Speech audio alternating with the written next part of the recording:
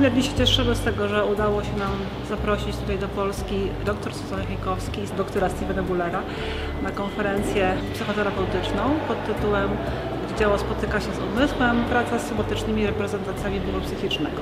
Myślę, że to jest bardzo ciekawy temat, który w tym momencie w naszej społeczności, w naszej cywilizacji ma duże znaczenie, ponieważ leczymy się, wszyscy się jakoś leczymy z powodu różnych zaburzeń, problemów zdrowotnych, objawów fizykalnych, a często nie uzmysławiamy sobie tego, że to ma duże połączenie z naszą psychiką, a w konsekwencji też gdzieś z naszymi sposobami na radzenia sobie z rzeczywistością, których nauczyliśmy się dawno temu w naszym dzieciństwie.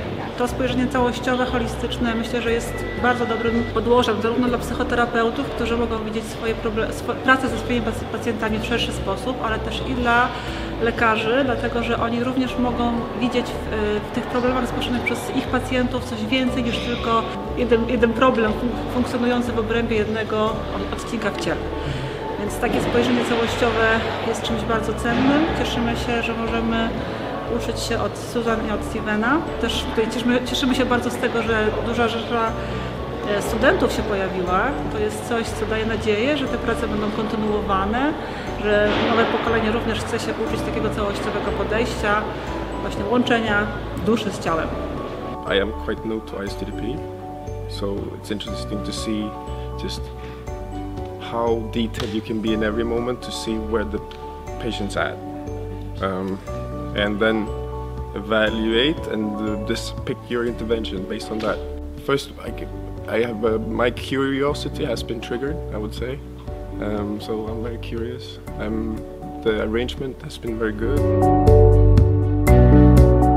Konferencja jest bardzo ciekawą okazją do poznania nurtu terapeutycznego ISTDP, czyli intensywnej krótkoterminowej terapii psychodynamicznej, oraz jest szansą do ogólnie zgłębienia tematu somatyzacji, który jest tak ważny w dzisiejszej psychologii, ze względu na to, że nie mamy osobno duszy i osobno ciała.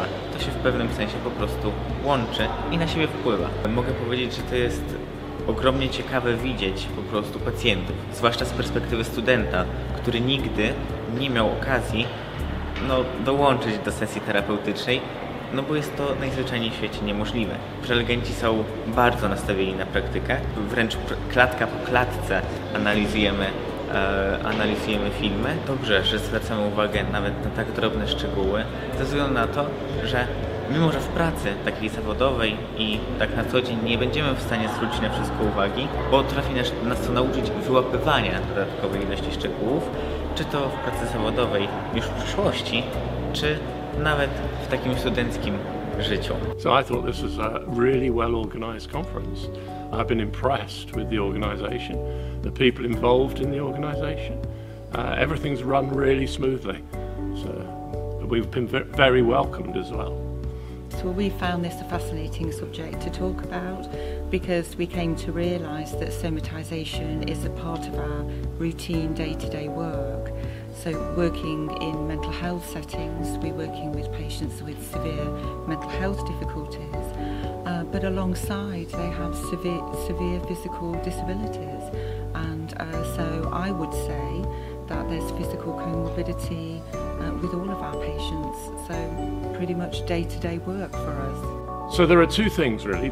One is that people who arrive with gastrointestinal disorders, so that might be IBS, Crohn's disease, ulcerative colitis.